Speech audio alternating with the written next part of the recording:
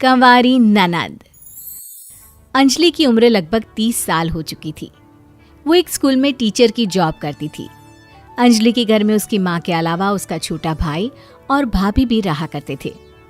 30 साल की उम्र होने के बाद भी अंजलि की अब तक शादी नहीं हुई थी।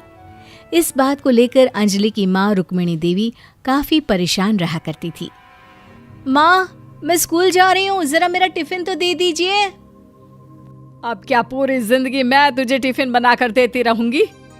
अरे कुछ सोचा भी अपने बारे में या बस ऐसे ही? क्या माँ, सुबह सुबह फिर वही बातें लेकर बैठ गई। माँ गलत क्या कह रही है अंजलि दीदी? इतनी उम्र हो चुकी है आपकी, माँ कब तक आपकी सेवा करती रहेंगी? भाभी, मैंने माँ को कब कहा कि मेरी सेवा करो? वैसे भी अपना टिफिन मैं खुद तैयार कर लेती हूँ, बस टेबल से उठाकर देने को ही तो कहा था। वैसे अंजलि दीदी, देखा जाए तो टिफिन उठाकर देने की उम्र तो आपकी है। आपका अपना घर परिवार बच्चे होते तो ये जिम्मेदारी आज आप पूरी कर रही होती। एक बात मेरी समझ में नहीं आती, अगर मेरी शादी नहीं हुई तो इसमें मेरी क्या गलती है और तुम सब लोग मेरे पीछे क्यों पड़े रहते हो? अरे कुछ कहना क्या पीछे पड़े रहना होता है? अपने छोटे भाई को देख, तुझसे 3 साल छोटा है लेकिन 2 बच्चे खेल रहे हैं आंगन में। मुझे आप लोगों की कोई बात नहीं सुननी, जा रही हूँ मैं।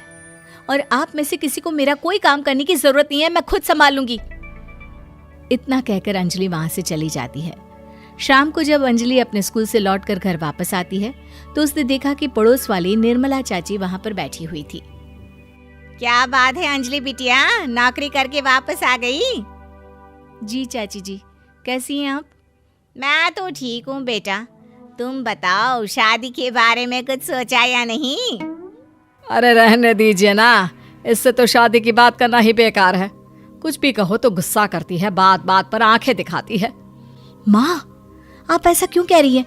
मैंने कब आप पर गुस्सा किया? अरे अंजलि बेटा, तुम्हारी माँ ठीक ही तो कहती है। 30 की होने आई हो, अब तुम्हें भी शादी वादी कर लेनी चाहिए। चाची जी, आप तो ऐसे कह रही हैं जैसे शादी करने से मैंने मना किया हो। रहने दीजिए निर्मला चाची, हमारी अंजलि दीदी को अभी तक उनकी पसंद का दूल्हा नहीं मिला ना, इसीलिए वो शादी नहीं कर रही। भाभी, ऐसी कोई बात नहीं है। अरे तो फिर क्या बात है? तुम्हारी माँ ने तुम्हारे लिए इतने रिश्ते ढूंढे लेकिन तुम्हें कोई पसंद ही नहीं आता। क्या है ना चाची जी, हमारी ननद रानी नौकरी जो करती है ऐसे ही थोड़ी ना किसी को पसंद कर लेंगी। अरे भाई, नौकरी का घमंड है तो बात अलग है, कोई और बात हो तो बताओ, कोई रास्ता निकाला जाए।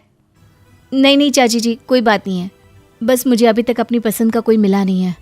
सुन लिया आपने, इस लड़की के तो पर निकल आए हैं और इतनी उम्र में अपनी पसंद का कोई मिलेगा भी नहीं इसे। माँ, आप मेरी शादी को लेकर हमेशा मुझे ताने क्यों मारती रहती हैं?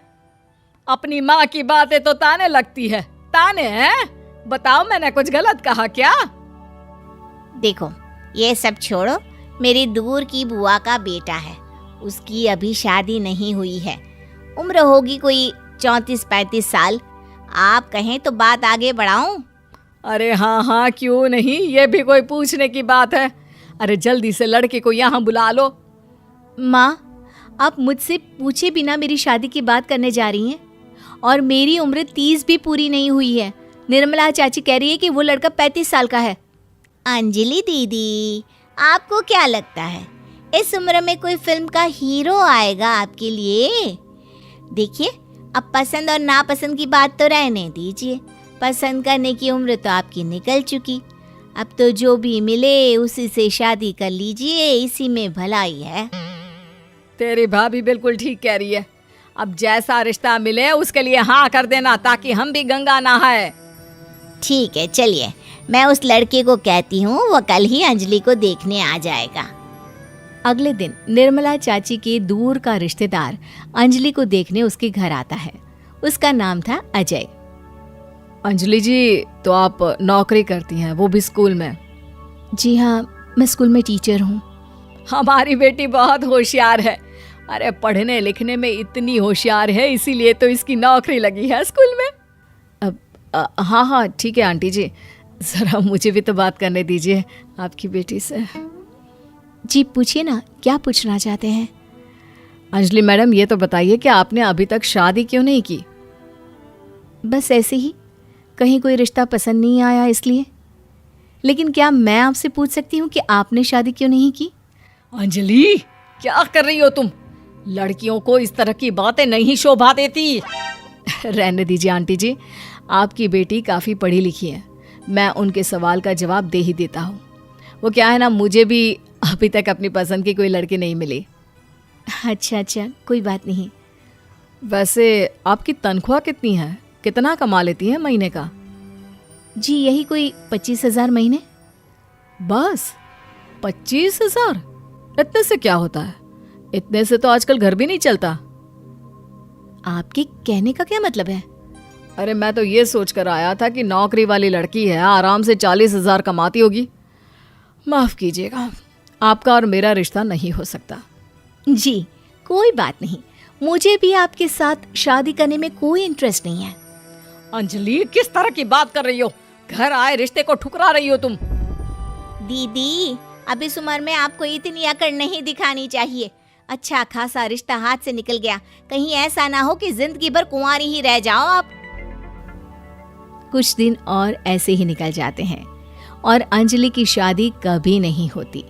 अंजलि के परिवार वाले बिंदास उसे ताने मारते रहते हैं, लेकिन अंजलि एक बड़ी नौकरी की तैयारी करती है और उसमें सिलेक्ट होने के बाद अंजलि को एक बहुत बड़ी नौकरी मिल जाती है। अब तो दीदी के नखरे और भी ज्यादा बढ़ जाएंगे भाई। अब तो इतनी बड़ी नौकरी जो लगी है, अब इनकी शादी होने से रही। माँ, मुझे नौकरी के लिए दूसरे शहर जाना पड़ेगा। आप जानती हैं ये बहुत बड़ी जॉब है और इसमें पैसे भी बहुत ज़्यादा मिलेंगे। अच्छा, कितने पैसे मिलेंगे बेटा? माँ, मुझे हर महीने 90,000 सैलरी मिलेगी। क्या? अरे वाह वाह, ये तो बहुत अच्छी बात है। लेकिन फायदा क्या? कितने भी पैसे मिले, शादी तो हुई नहीं ना तुम्हारी।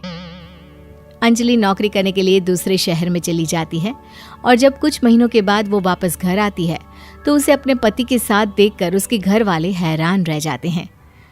अरे अंजलि, तूने शादी कर ली और हमें बताया तक नहीं। और दामाद जी करते क्या हैं? इतनी बड़ी कार है उनकी। माँ, मैं आपको सब कुछ बताना चाहती थी, लेकिन आप सबके ताने सुनकर बहुत दुखी हो गई थी और इसलिए मैंने अपनी पसंद से शादी कर ली।